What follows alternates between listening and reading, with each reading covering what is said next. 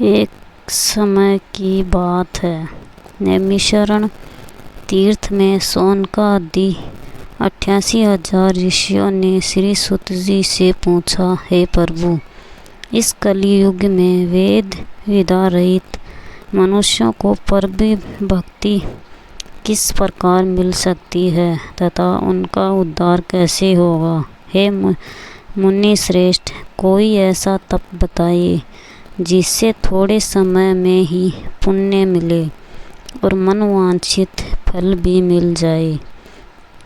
इस प्रकार की कथा सुनने की हम इच्छा रखते हैं।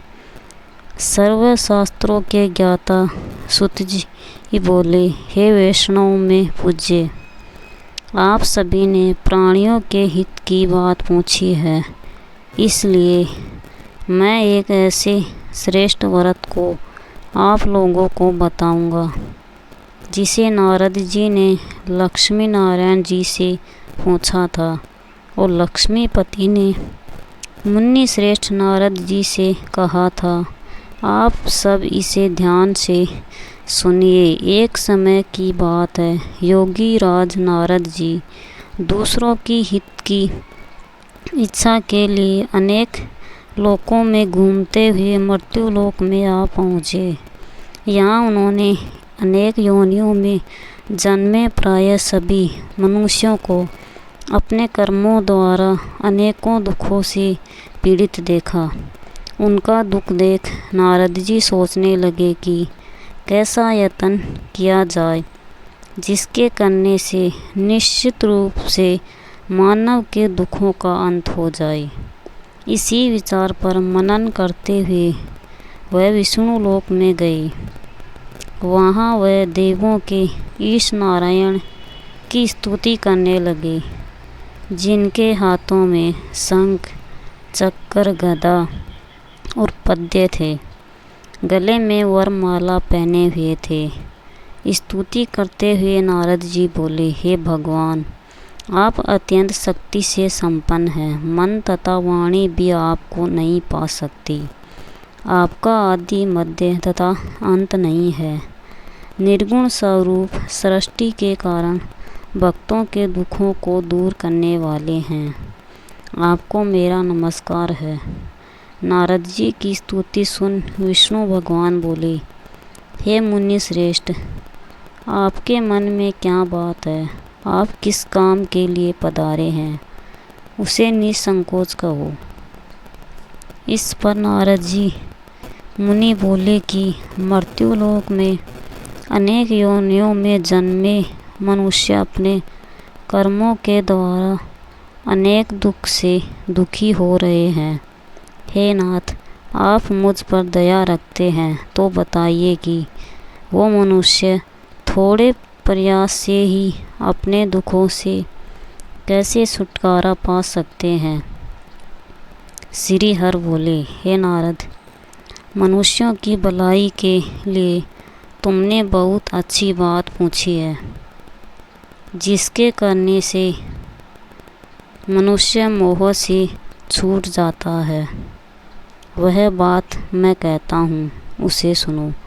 सवर लोक व मृत्यु लोक दोनों में एक दुर्मल व्रत है जो पुण्य देने वाला है। आज प्रेमवश होकर मैं उससे तुम्हें से कहता हूँ। श्री सत्यनारायण भगवान का यह व्रत अच्छी तरह विधि पूर्वक करके मनुष्य तुरंत ही यहाँ सुख भोग कर मरने पर मोक्ष पाता है। श्री हर के वचन सुन नारद जी बोले कि उस व्रत का क्या फल है और उसका विधान क्या है। यह व्रत किसने किया था? इस व्रत को किस दिन करना चाहिए? सभी कुछ विस्तार से बताइए। नारदी की बात सुनकर श्री हर बोले, दुख व शोक को दूर करने वाला, यह सभी स्थानों पर विजय दिलाने वाला है।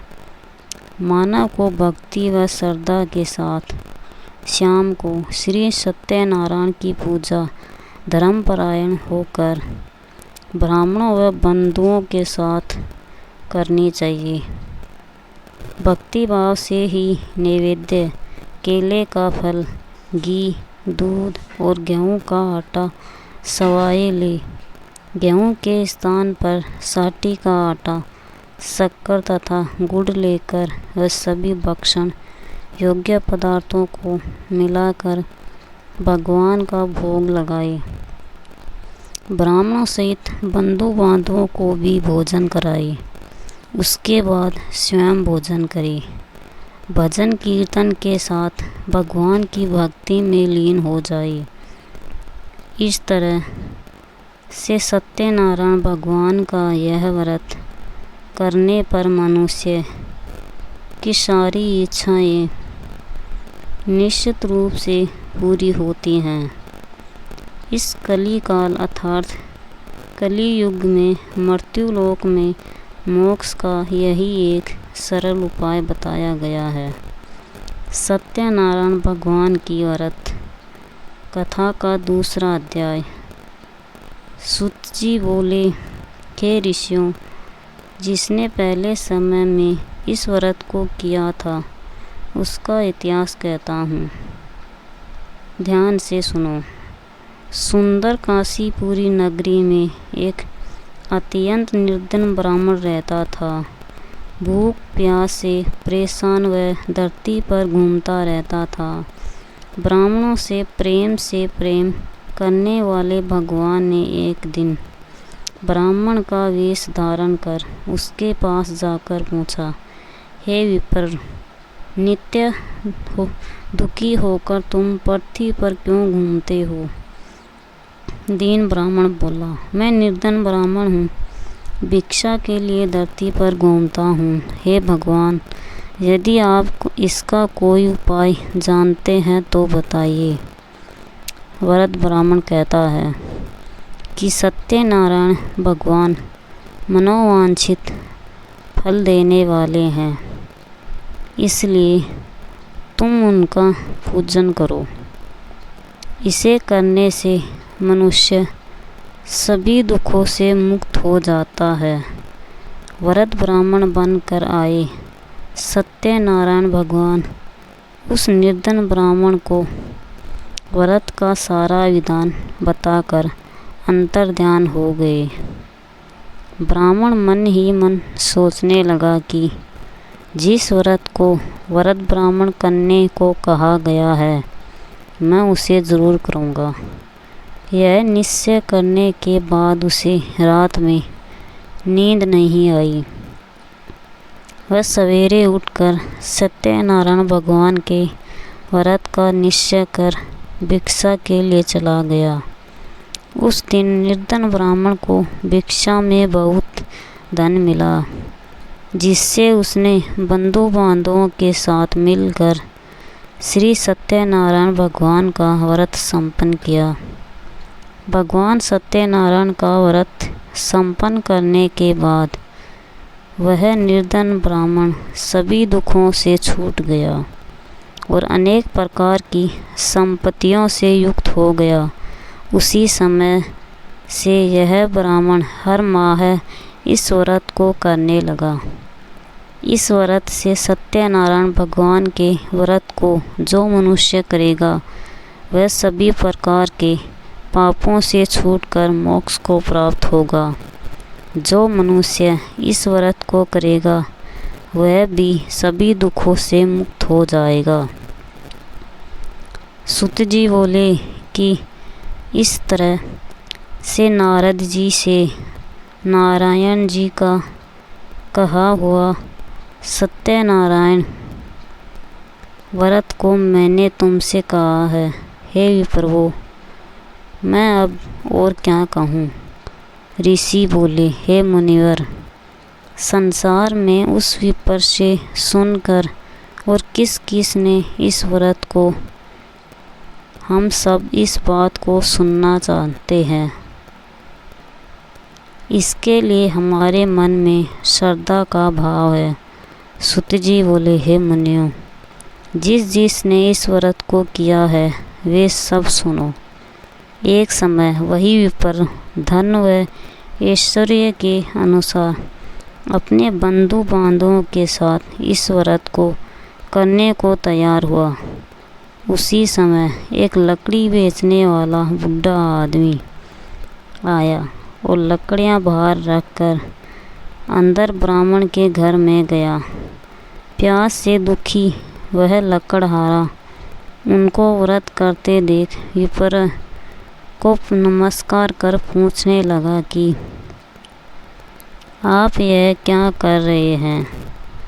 तो उन्होंने बताया कि व्रत कर रहा हूँ तथा इसे करने से क्या फल मिलेगा, कृपया मुझे भी बताइए।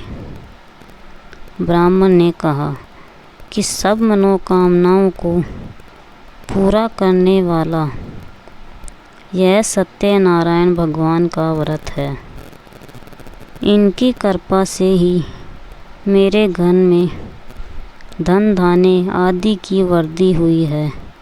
विप्रों से सत्यनारायण व्रत के बारे में जानकर लकड़हारा बहुत प्रसन्न हुआ। चरणामत लेकर वह प्रसाद खाने के बाद वह अपने घर गया। लकड़हारे ने अपने मन में संकल्प किया कि आज लकड़ी बेचने से जो धन मिलेगा उसी से श्री सत्यनारायण भगवान का उत्तम व्रत करूँगा। मन में इस विचार को ले बूढ़ा आदमी सिर पर लकड़ियाँ रखकर उस नगर में बेचने गया जहाँ धनी लोग ज़्यादा रहते थे। उस नगर में उसे अपनी लकड़ियों का दाम पहले से 4 गुना अधिक मिलता है। बूढ़ा प्रसन्नता के साथ दाम लेकर केले, शक्कर, घी, दूध, दही और गेहूं का आटा ले और सत्यनारायण भगवान के व्रत की अन्य सामग्रियां लेकर अपने घर गया। वहाँ उसने अपने बंधु बांधवों को बुलाकर विधि विधान से सत्यनारायण भगवान का पूजन और व्रत किया। इस व्रत के प्रभाव से वह बूढ़ा लकड़हारा धन पुत्र आदि से युक्त होकर संसार के समस्त दुख सुख भोग अंतकाल में वैकुंठ धाम चला गया। सत्यनारायण भगवान की व्रत कथा का 3रा अध्याय।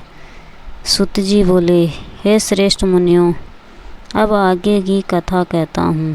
पहले समय में उल्का मुख नाम का एक बुद्धिमान राजा था।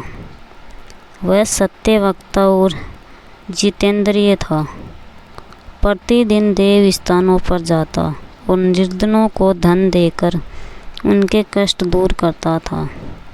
उसकी पत्नी कमल के समान मुख वाली तथा सती साध्वी थी। भद्रशिला नदी के तट पर उन दोनों ने श्री सत्यनारायण भगवान का व्रत किया। उसी समय साधु नाम का एक वेश्य आया। उसके पास व्यापार करने के लिए बहुत सा धन भी था। राजा को व्रत करते देख वह विनय के साथ पूछने लगा, हे राजन, भक्ति भाव से पूर्ण होकर आप यह क्या कर रहे हैं? मैं सुनने की इच्छा रखता हूँ, तो आप मुझे बताइए। राजा बोला, हे साधु, अपने बंधु बांधवों के साथ पुत्र आदि की प्राप्ति के लिए एक महाशक्तिमान श्री सत्यनारायण भगवान का व्रत व पूजन कर रहा हूँ। राजा के वचन सुन साधु आदर से बोला, हे राजन, मुझे इस व्रत का सारा विधान कहिए। आपके कथा अनुसार मैं भी इस व्रत को करूँगा। मेरी भी संतान नहीं है और इस व्रत को करने से निश्चित रूप से मुझे संतान की प्राप्ति होगी। राजा ने व्रत का सारा विधान सुना। व्यापार से निवृत्त हो वह अपने घर गया। साधु वैश्य ने अपनी पत्नी को संतान देने वाले इस व्रत का वर्णन कह सुनाया और कहा कि जब मेरी संतान होगी तब मैं इस व्रत को करूँगा। साधु ने इस तरह के वचन अपनी पत्नी लीलावती से कहे। एक दिन लीलावती पति के साथ आनंदित हो सांसारिक धर्म में प्रवृत्त होकर सत्यनारायण भगवान की कृपा से गर्भवती हो गई। 10वें महीने में उसके गर्भ से एक सुंदर कन्या ने जन्म लिया। दिनों दिन वह ऐसे बढ़ने लगी जैसे कि शुक्ल पक्ष का चंद्रमा बढ़ता है। माता पिता ने अपनी कन्या का नाम कलावती रखा। एक दिन लीलावती ने मीठे शब्दों में अपने पति को याद दिलाया कि आपने सत्यनारायण भगवान के जिस व्रत को करने का संकल्प किया था उसे करने का समय आ गया है। आप इस व्रत को करिए। साधु बोला कि हे प्रिय, इस व्रत को मैं उसके विवाह पर करूँगा। इस प्रकार अपनी पत्नी को आश्वासन देकर वह नगर को चला गया। कलावती पिता के घर में रहकर वृद्धि को प्राप्त हो गई। साधु ने एक बार नगर में अपनी कन्या को सखियों के साथ देखा तो तुरंत ही दूत को बुलाया और कहा कि मेरी कन्या के योग्य वर देख कर आओ। साधु की बात सुनकर दूत कंचन नगर में पहुंचा और वहां देखभाल कर लड़की के सुयोगवाणी पुत्र को ले आया। सुयोग लड़के को देख साधु ने बंधु बांधवों को बुलाकर अपनी पुत्री का विवाह कर दिया। लेकिन दुर्भाग्य की बात ये कि साधु ने अभी भी श्री सत्यनारायण भगवान का व्रत नहीं किया। इस पर श्री भगवान क्रोधित हो गए और श्राप दिया कि साधु को अत्यधिक दुख मिले। अपने कार्य में कुशल साधु बनिया जमाई को लेकर समुद्र के पास स्थित होकर रत्नासुरपुर नगर में गया। वहां जाकर दामाद ससुर दोनों मिलकर चंद्रकेतु राजा के नगर में व्यापार करने लगे। एक दिन भगवान सत्यनारायण की माया से एक चोर राजा का धन चुराकर भाग रहा था। उसने राजा के सिपाहियों को अपना पीछा करते देख चुराया हुआ धन वहाँ रख दिया जहाँ साधु अपने जमाई के साथ ठहरा हुआ था। राजा के सिपाहियों ने साधु वैश्य के पास राजा का धन पड़ा देखा तो वह ससुर जमाई दोनों को बांधकर प्रसन्नता से राजा के पास ले गए और कहा कि उन दोनों चोरों हम पकड़ लाए हैं, आप आगे की कार्रवाई की आज्ञा दें। राजा की आज्ञा से उन दोनों को कठिन कारावास में डाल दिया गया और उनका सारा धन भी उनसे छीन लिया गया। श्री सत्यनारायण भगवान से श्राप से साधु की पत्नी भी बहुत दुखी हुई। घर में जो धन रखा था उसे चोर चुरा ले गए। शारीरिक तथा मानसिक पीड़ा व भूख प्यास से अति दुखी हो अन्न की चिंता में कलावती के ब्राह्मण के घर गई। वहाँ उसने श्री सत्यनारायण भगवान का व्रत होते देखा, फिर कथा भी सुनी। वह प्रसाद ग्रहण कर वह रात को घर वापस आई। माता के कलावती से पूछा कि हे पुत्री, अब तक तुम कहाँ थी? तेरे मन में क्या है? कलावती ने अपनी माता से कहा, हे माता, मैंने एक ब्राह्मण के घर में श्री सत्यनारायण भगवान का व्रत देखा है। कन्या के वचन सुन लीलावती भगवान के पूजन की तैयारी करने लगी। लीलावती ने परिवार व बंधुओं सहित सत्यनारायण भगवान का पूजन किया और उनसे वर मांगा कि मेरे पति तथा जमाई शीघ्र घर आ जाएं। साथ ही यह भी प्रार्थना की कि हम सब का अपराध क्षमा करें। श्री सत्यनारायण भगवान इस व्रत से संतुष्ट हो गए और राजा चंद्रकेतु को सपने में दर्शन दे कहा कि हे राजन, तुम उन दोनों वेश्यों को छोड़ दो और तुमने उनका जो धन लिया है उसे वापस कर दो। अगर ऐसा नहीं किया तो मैं तुम्हारा धन, राज्य व संतान सभी को नष्ट कर दूंगा। राजा को यह सब कहकर वह अंतर्ध्यान हो गए। प्रातःकाल सभा में राजा ने अपना सपना सुनाया। फिर बोले कि बणिक पुत्रों को कैद से मुक्त कर सभा में लाओ। दोनों ने आते ही राजा को प्रणाम किया। राजा मीठी वाणी में बोला, हे महानुभावों, भाग्यवश ऐसा कठिन दुख तुम्हें प्राप्त हुआ है, लेकिन अब तुम्हें कोई भय नहीं है। ऐसा कहकर राजा ने उन दोनों को नए वस्त्र आभूषण भी पहनाए और जितना धन उनका लिया था उससे 2 गुना धन वापस कर दिया। दोनों वेश्या अपने घर को चल दिए।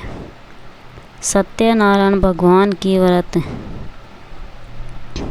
कथा का 4था अध्याय। सूत जी बोले, वेश्या ने मंगलाचार कर अपनी यात्रा आरंभ की और अपने नगर की ओर चल दिए। उनके थोड़ी दूर जाने पर एक दंडी वेश्याधारी श्री सत्यनारायण ने उनसे पूछा, हे साधु, तेरी नाव में क्या है? अभिवाणी वणिक हंसता हुआ बोला, हे दंडी, आप क्यों पूछते हो? क्या धन लेने की इच्छा है? मेरी नाव में तो बेल व पत्ते भरे हुए हैं। वेश्या के कठोर वचन सुन भगवान बोले, तुम्हारा वचन सत्य हो। दंडी ऐसे वचन कह वहाँ से दूर चले गए। कुछ दूर जाकर समुद्र के किनारे बैठ गए। दंडी के जाने के बाद साधु वेश्या ने नित्य क्रिया के पश्चात नाव को ऊंची उठते देखकर अचंभा माना और नाव में बेल पत्ते आदि देख वह मूर्छित हो जमीन पर गिर पड़ा। मूर्छा खुलने पर वह अत्यंत शोक में डूब गया। तब उसका दामाद बोला कि आप शोक ना मनाएं, यह दंडी का शाप है, इसलिए हमें उनकी शरण में जाना चाहिए, तभी हमारी मनोकामना पूरी होगी। दामाद की बात सुनकर वह दंडी के पास पहुंचा और अत्यंत भक्तिभाव नमस्कार कर के बोला, मैंने आपसे जो असत्य वचन कहे थे उनके लिए मुझे क्षमा दे। ऐसा कहकर महान शोकातुर रोने लगा। तब दंडी भगवान बोले, हे वाणिक पुत्र, मेरी आज्ञा से बार बार तुम्हें दुख प्राप्त हुआ है। तुम मेरी पूजा से विमुख हुआ। साधु बोला, हे भगवान, आपकी माया से ब्रह्मा आदि देवता भी आपके रूप को नहीं जानते, तब मैं अज्ञानी कैसे जान सकता हूँ? आप प्रसन्न होइए।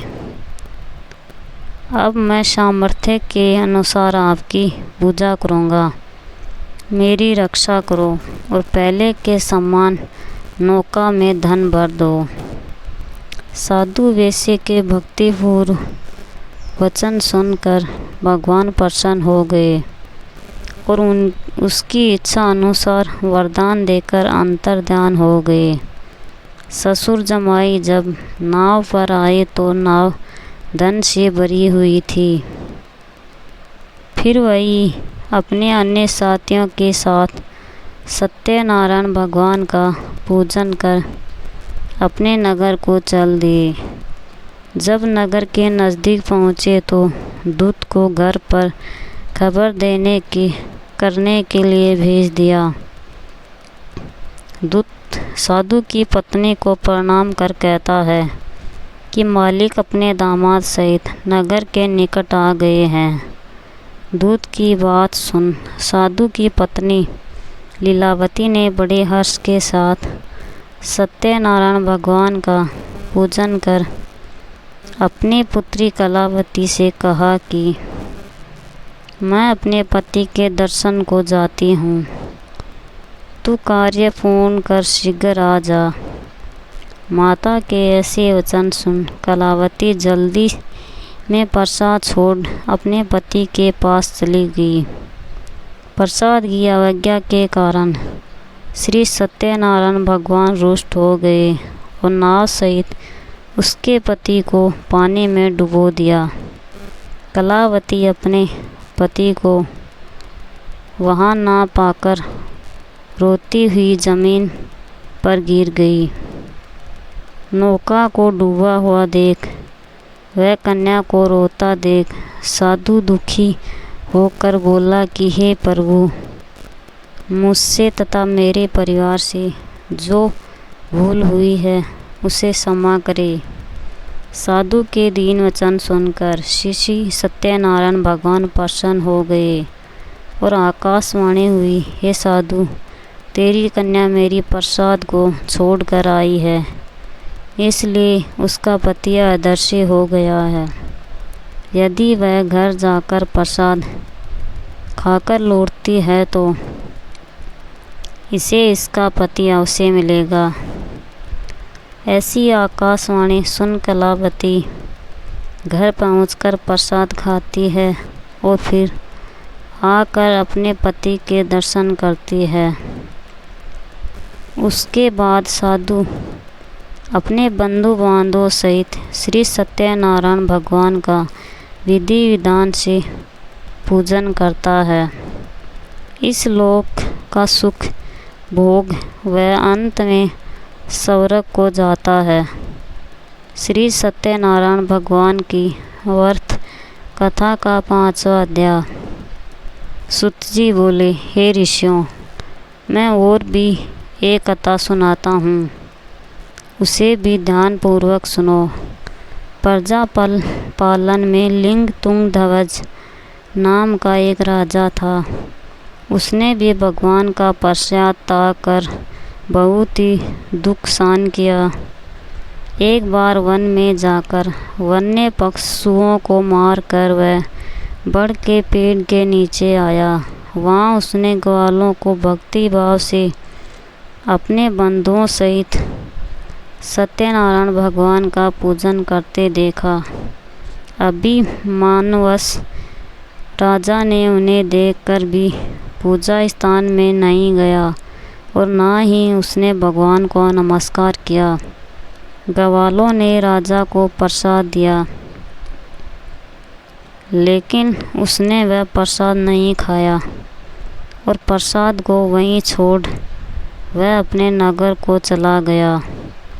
जब वह नगर में पहुंचा तो वहाँ सब कुछ तहस नहस हुआ पाया, तो वह शीघ्र ही समझ गया कि यह सब भगवान ने ही किया है। वह दोबारा ग्वालों के पास पहुंचा और विधि पूर्वक पूजा करके प्रसाद खाया, तो श्री सत्यनारायण भगवान की कृपा से सब कुछ पहले जैसा हो गया। दीर्घ काल तक सुख भोगने के बाद मरणोपरांत उसे स्वर्ग लोक की प्राप्ति हुई। जो मनुष्य परम दुर्बल इस व्रत को करेगा तो भगवान सत्यनारायण की अनुकंपा से उसे धन दाने की प्राप्ति होगी। निर्धन धनी हो जाता है और भय मुक्त हो जीवन जीता है।